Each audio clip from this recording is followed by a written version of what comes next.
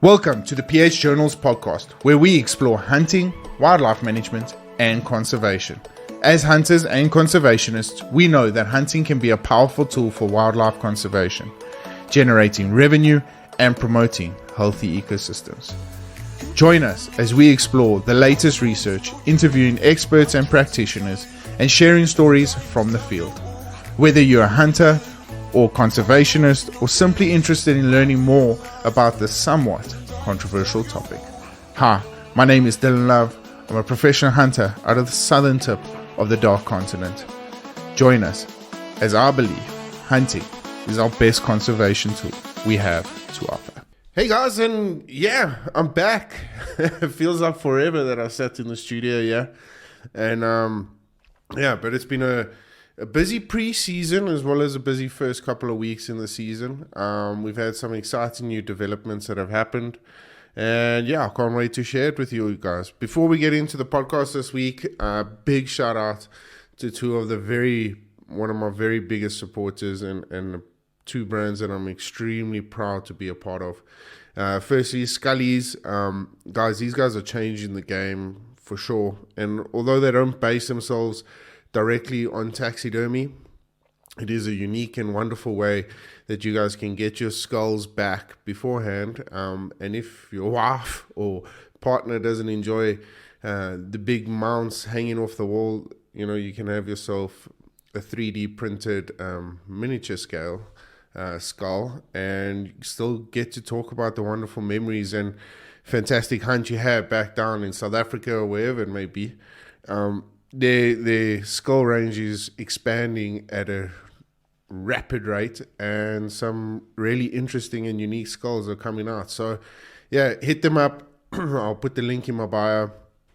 If you guys don't know where to find them, head along to any one of my social media platforms, and you guys will find them out there.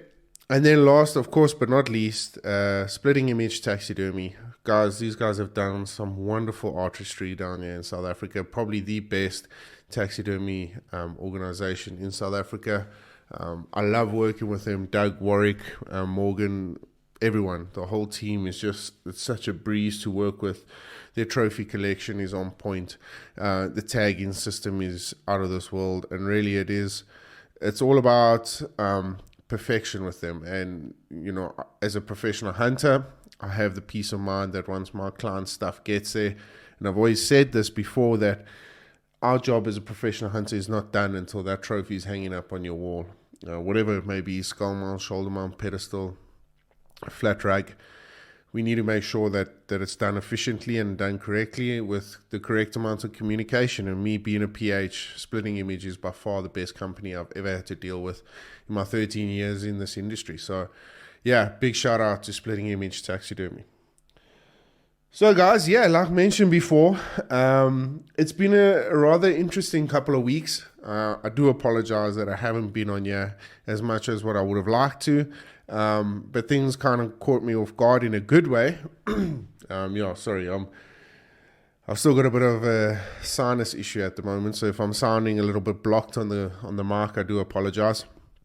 Firstly, once again, I would just like to highlight that we will not be posting podcasts anymore on YouTube. We will be posting shorter versions of the podcast to hopefully entice a lot of people to come over to the main platforms like Spotify, Google Play, podcasting, iTunes, all that sort of stuff. Because that, ultimately that's where we're gaining a lot of traffic through the social media side of things. And for me personally, it's we want to try and maximize our reach. Again, guys, I don't get paid for any of this. I just do it out of passion and conservation, and I really just want to share my knowledge with you guys that I get to, that I have experienced over my past couple of years. So the larger amount of reach that I have would be greatly appreciated. So if you guys are regular watchers on the YouTube channel, firstly, I do apologize, but if you feel that it is a need that we can grow, please hit me up. Personally, I would love to have the discussion with you guys and actually just find out the thought process behind it.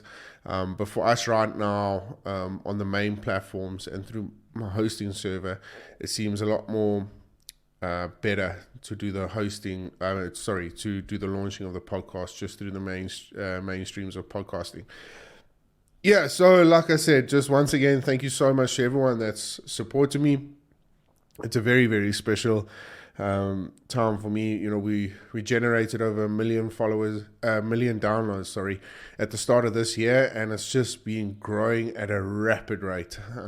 And the support has been out of this world. So thank you so much to everyone that is tuning in, that is, doing their little bit, sharing, word of mouth, whatever it may be. It really is helping. And at the end of the day, like I said, we just like-minded hunters that are here to look after our wildlife, and that's what the whole purpose of this podcast platform is. So yeah, guys, like I said, interesting preseason. I did my rounds as a scouting. So those of you that don't know, I am in partnership with Utando Safaris. If you guys haven't yet, you guys may want to go and hit them up on social media or on their website, www.utandosafaris.com.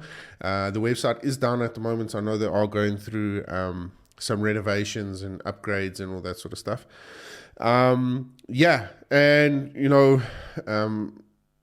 We went into the partnership with this whole thing based on the fact that we're going to base our safari company as an experience-based safari company. We didn't want to just have the killing of animals and all that sort of stuff as our focal point.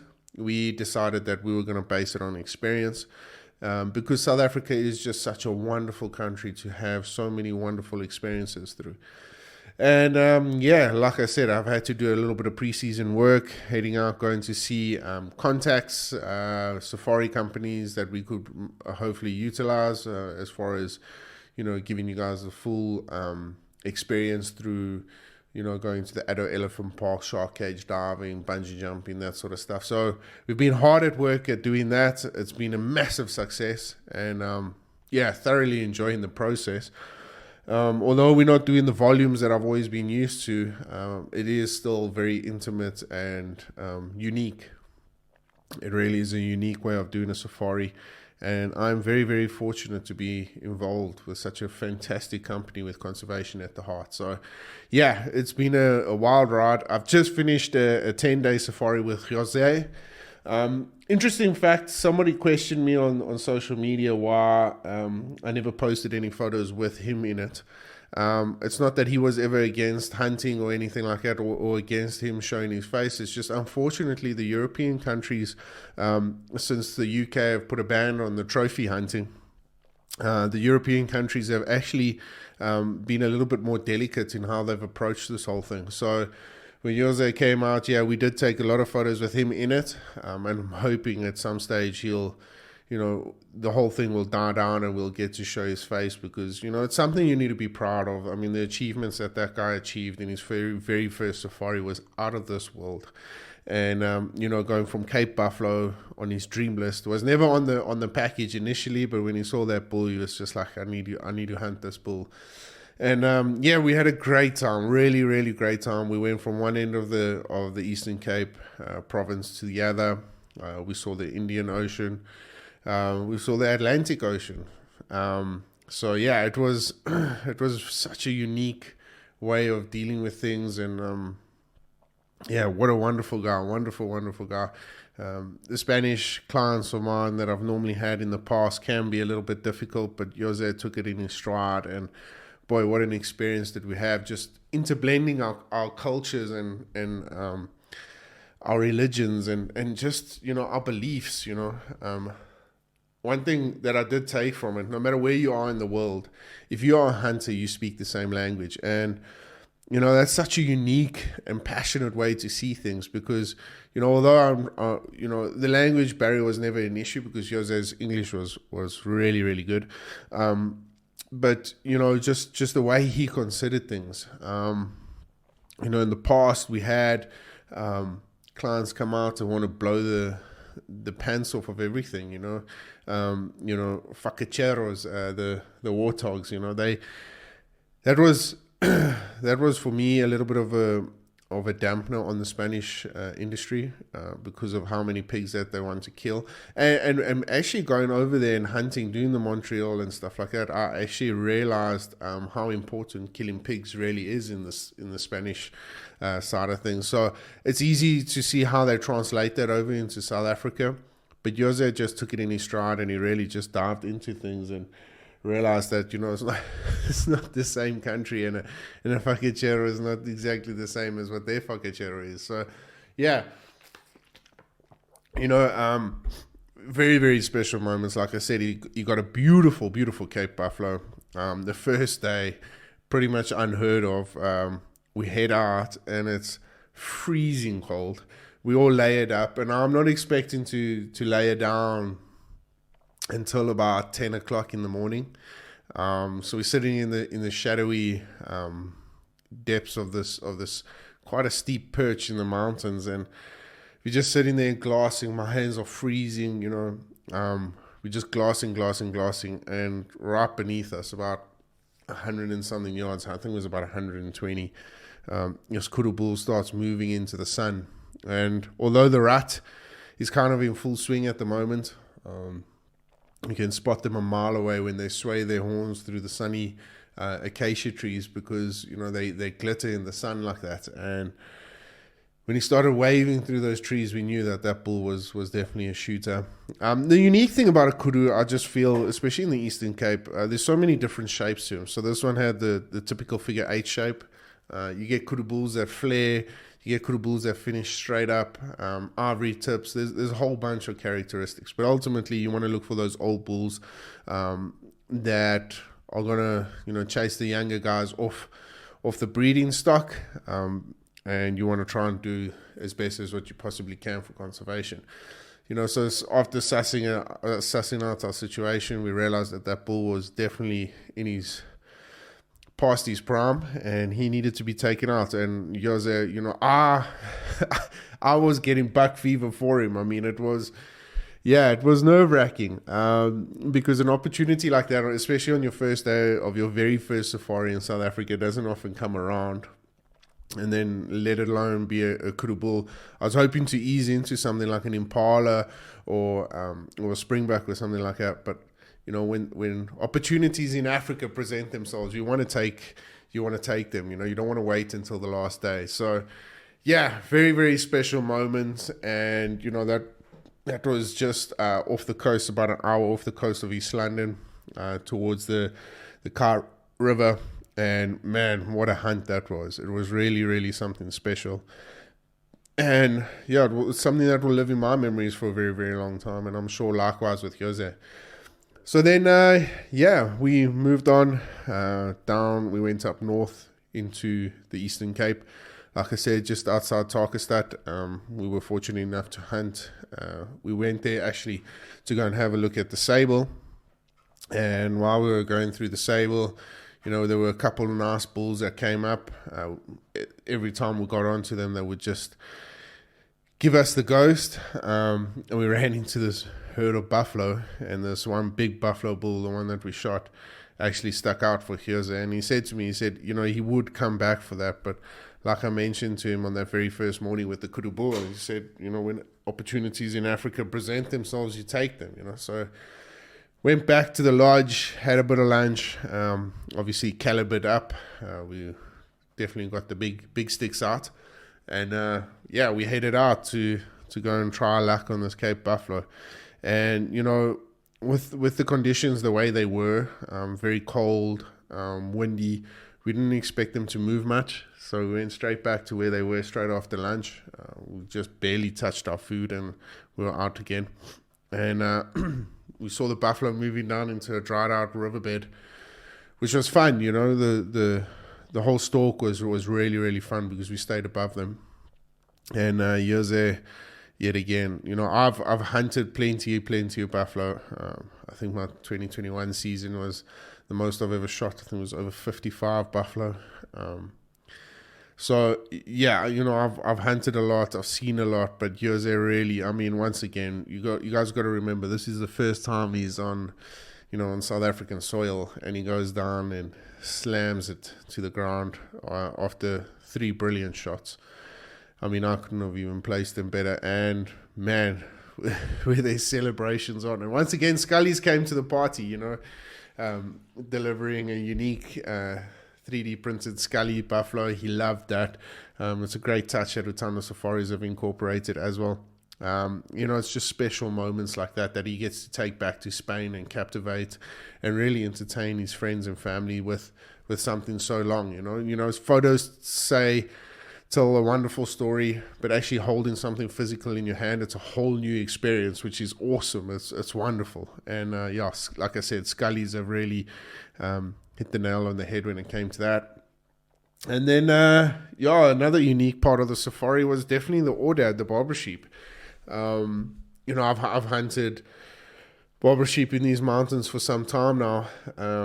But yeah, we headed out early morning. I mean, it was 5 o'clock in the morning. It's still dark until about 7 now that winter's crawled in.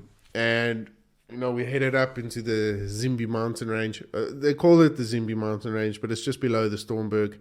And the reason for that is Tata Zimbi, he was a chief in the area during one of the wars. I think it might have been the Boer War, when they were setting up camps and stuff like that. No, not camps, ambush pods along the railway section in the Stormberg that the Afrikaners were actually going to ambush. No, sorry, other way around. The English were actually going to ambush the Afrikaner railway system. And Tata Zimbi was involved with the whole setup, looking after cattle.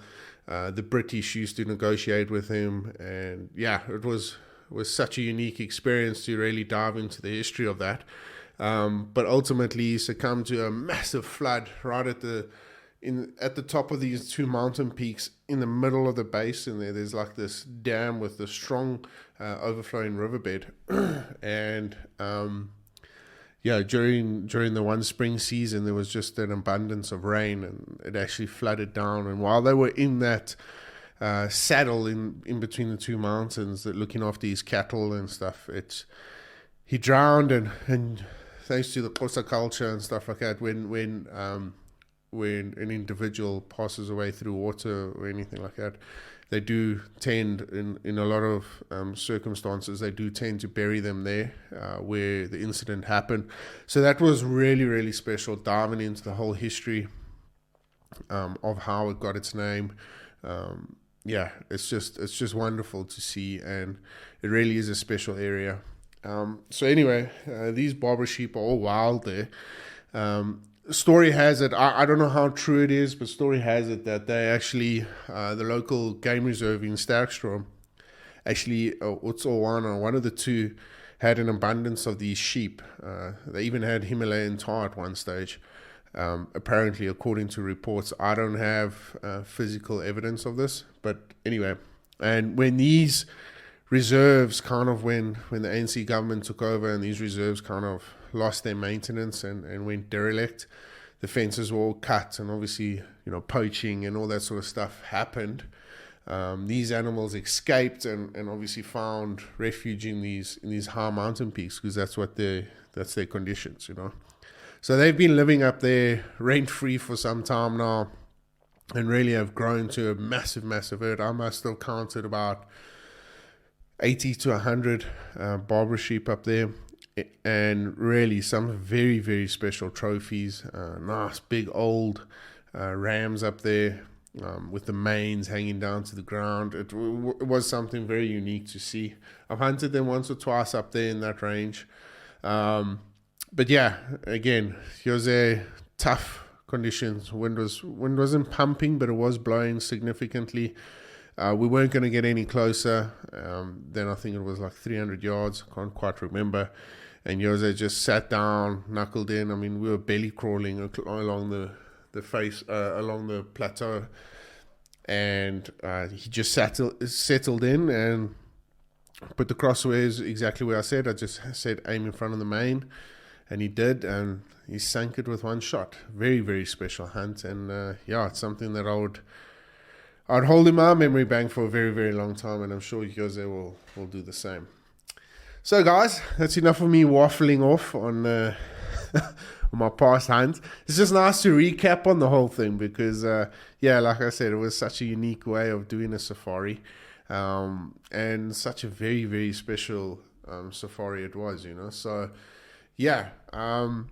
But getting into the topic that I wanted to discuss today was my daughter. She's 4 years old. I took her out to shoot at a target for the very first time a couple of weeks ago. And it got me asking the question, when is the correct time for a youngster to come out and experience Africa? Never alone, locals, you guys will know exactly, when your child is ready, how many times they shoot. But it's different when you're a foreigner bringing out a kid to South Africa and hoping that they enjoy the experience. And the reason why I brought this topic up is because a couple of podcasts ago I mentioned that I love hunting with family. I've been very, very fortunate enough to see kids from the age of 4 right up to 18 years old take their very first African animal, some of them taking their first animal in life. So the experience for me has been across the board, and I've loved every single minute of it. And it brought out a unique question on when is the right age for kids like this to come out and experience South Africa. Well, firstly, I've always said that traveling, it inherits such a great amount of knowledge into your kids. But being a traveler myself and being fortunate enough to travel from about the age of 4, we went with my grandmother up to the States. We went actually to Disneyland and stuff, and I can remember every single experience that I had up there. And then a few years later, doing it again with my mom and my brother. Being able to travel through motocross up to different parts of Africa, going to Europe. So, traveling in a whole, I think, is always a great way, no matter how old your kid is. Obviously, I would recommend probably about from 4 and upwards. It's just, there is some of the things that get to hang in the balance and hang in their memory bank for a much longer time. One thing we do need to remember when it comes down to hunting is that we need to educate our kids about conservation first. Because there's a lot of things that can happen in the early parts of a safari or in the early parts of a kid's life when it comes to hunting. And that's, I know the Americans do it really, really well where they will actually go out to shoot their deer. Whether they shoot the deer out of a stand, a blind, walking stalk, whatever, the whole process of it is very, very unique because they actually take their kid out and the Americans can't just pull up a pickup and load it on the back. They've actually got to physically go out there. Some of them debone on site, or some of them cut it up into pieces, but it's a whole day's experience. And I think sometimes we lose that in South Africa because it's too easy for us to pull the pickup up, load it on the back, take it out to the skinning shed and let the trackers do the work. Really embrace that side of things when it comes down to hunting. So to answer the question, I think any time from 4 years onwards is a great way to get your kids introduced into hunting. And if you don't feel confident enough for them to shoot a rifle, take them out with you and go out there and do the whole process.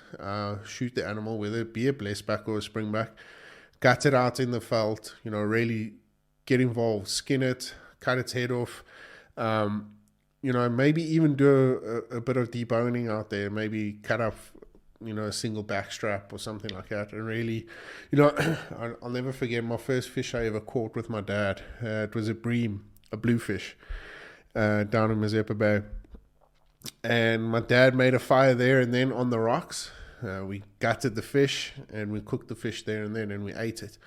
Because at some sort of point, you need to, your obligation as a hunter, you need to educate the future of this industry, and educate them in the correct way. And I feel them understanding why we do what we do, not only part of conservation, but also to put healthy, clean, nutritional food on your table for a better life. and a better lifestyle is probably one of the most unique things you can do. So, I'm not saying go and cut the backstrap out and cook it there in the bush. I mean, you can do that. That is a great way of starting things off. But cut the backstrap out, take it home that night and, cook it on the braai. And really get involved in the whole understanding and why your kid needs to understand that sort of thing. Because I just feel that it's an easier transition once they do get to hold their rifle in their hand, or if they did already, that their understanding of the whole thing is a lot better and more clearer. Because, I do see it often that kids, especially in South Africa, get out there and they just get trigger happy and they just want to shoot everything and anything, the biggest of everything, and not really take into account of their responsibilities. And yeah, once again, I could just be waffling off and really just, I might be putting my foot into it. But at the end of the day, I've seen this happen throughout the industry, both through local and international side of things. And I just feel that this is our best opportunity now for youngsters to really get involved and really embrace the whole hunting side of things. But as well, in the same breath, just really understand why we do it. I mean, it was a special time for me at Huntex, where somebody approached me and asked, why don't treason have kids gear? I mean, that's a whole nother discussion on its own. But I asked him, what's the reason behind it? I mean, why not just wear normal khaki pants or something like that? And he said, no, because, they really want to embrace the whole ideology of hunting. And he said, he wants his kids to carry their own knives because they'll gut their own animals. And I mean, these kids are about 4, 5, 6 years old and really enthusiastic boys about the industry, about hunting, asking so many questions about taxidermy and all these sort of things. And, that really made my heart happy that hunting is in such good hands, especially with fathers like that, really wanting to educate their kids from such a young age on why we're doing this sort of thing. And it does mean getting hands dirty and all that sort of stuff. And I think not only from hunting and a conservation point of view, it also, it leans into a bonding practice. There's something very, what's the word I'm looking for? But there's something very rewarding about bonding with your kid over something that you're passionate about. But you also need to make them aware why your passion is. And by doing things like this is such a unique way. It's a great bonding experience. And I think every hunting season there should be opportunities where you get to take your kids out. And if they aren't hunters, and if it's not something that they are fathomed about or not something they're really into, don't push it, don't force it, but really just bring them on with the experience. Whether you take one day off and go and do a bit of photography or sightseeing or anything like that, it really just, it helps with the whole process and it makes life a whole lot easier. And once again, guys, I'm not saying that this is going to work for everyone. I'm honestly just saying from my first-hand experience, being fortunate enough to hunt with many families and seen it firsthand. And of course, the South African tradition, and it's one that's always very special to see how many individuals, professional hunters, outfitters, hunters do this tradition, and that's the blooding. Take your kid out, put the blood on the face, make him eat the liver, and don't get soft on that tradition because it's something very special. It's unique. I hardly see anything of that sort being done anywhere else in the world, and it's a very special moment. It's a very unique moment, and those are the things that you hold on for the rest of your life. I remember my first blooding. I remember when I did my first blooding for a family, and it's special. It's special. It sits in my memory bank for many years. So hold on to those opportunities. If you guys haven't yet, I would encourage you to listen to the podcast with Sue Tidwell. She was a non-hunter that came out to South Africa open-minded, or not South Africa, sorry, Africa alike, open-minded about the experiences and the overwhelming experiences that she might have. And that's kind of what we need to base our whole ideology of, first-time hunters on, educating people. Stop, cut the fruits off of the tree, stop, educate them about the hoopoo. My daughter, when we go to school every morning and we pull out of the driveway and there's a hoopoo, she knows exactly what it is. The other day we saw a linear falcon. She knew what that was, And as a father, that makes me ever so proud, And like I said, a couple of weeks ago, I took her out for... There's a nice old Impala ram. He's got no size. His genetics are poor, but he's ancient. He's so old, he's actually chewing skew at the moment because I'm sure his teeth are stuffed. But we've been seeing this now for some time, and he hangs around the house, yeah. And I really thought that this was a great opportunity for my daughter to get involved.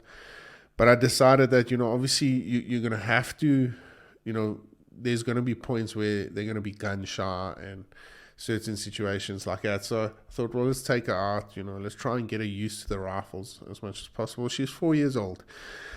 And she did. I mean, she shot like an absolute champion. And it's something about girls that I just feel like they're just so natural in front of a trigger. And I don't know why. They're just calm, collective. Although they know that this thing that they're holding in their arms could possibly kick them off their feet. There's just such a unique calmness to them when they got a target or an animal in sight. And I've seen this across the board. And she shot like an absolute champion. She shot one shot, and I think my 243 had a bit too much oomph in it for her. But it's an introduction, and it hasn't shied her away from her being enthusiastic about the whole process. And it's been something very, very special. We hunted in Impala the other day. You'll see it on my next YouTube channel. We hunted in Impala the other day. I bought half of it home. Half of it was going to be processed. I bought half of it home because I decided I was going to do a bit of the processing, and she got involved. She made an absolute hack of the one piece of meat, but it was just so cool to see her enthusiasm in my passion, and hopefully one day trickle down to her passion. And it made my heart at ease, knowing that possibly that this could be something that we could do as a bonding experience in the future. So very, very special moments, and I look forward to seeing what the future holds for this industry. And from what I've seen so far, I think we're in good hands. Really, I do. Guys, so that's basically it. Once again, these are all my personal opinions and personal views and experiences that I've had. So, I'm not saying that's what you need to do. It's just a suggestion, a different way of looking into things. Or maybe if you are planning to take your kid out, hopefully this helped you guys out. As far as bringing them out to South Africa, once again, I'll just say you're not going to be doing them any harm with allowing them to travel. Whether they're going to hunt or not, it's always going to be beneficial. And make sure that your outfitter and hunter PH understand that, and do as much of the educational stuff as they possibly can. No, it's not always easy on time limits, but it's moments in life that you hold on forever. You can always come back. Once Africa's in your blood, you always keep coming back.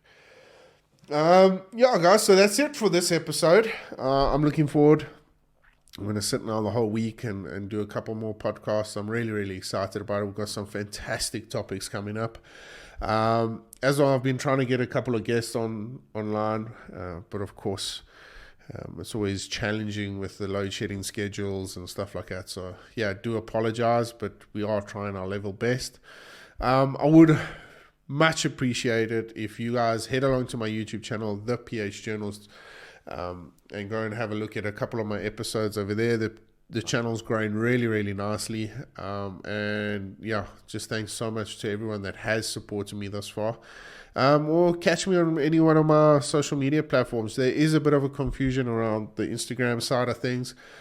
The PH Journals is my official page. PH Journals, I just took that page over as I felt that I didn't want anyone to inherit the name, so I just took that one over. I am trying to keep it active as much as possible, but yeah, the official one is the PH Journals. And I would appreciate like, share, follow. And then just a big shout out to all the men out there. June is Men's Mental Health Awareness Month, and of course my history as far as mental health is concerned. It's a very, very special month for me, and to all my men out there, guys, remember one thing: asking for help is not a sign of weakness, but a sign that you're willing to give up. Sorry, let me say that again. Asking for help is not a sign of weakness, but a sign that you are not willing to give up. So, for the month of June, if you guys ever need any conversation or anything you want to discuss, hit me up. You guys know where to find me now. And look forward to the next couple of discussions we have. For myself, the whole PH Journals team, if you are, happy hunting. Until then, stay safe, stay blessed, stay humble. We'll catch up with you guys soon. The Journal is brought to you by Treason. Don't just blend, become. Splitting Image Taxidermy. Worth remembering. Maxxis Tires, covering PHs over any terrain. Magnum Archery. Scullies, the little things are what makes life wonderful. Vanandi Blends, changing the game. FFS Outdoor, versatile gear for any situation. PH Toolbox, helping you make your own adventure.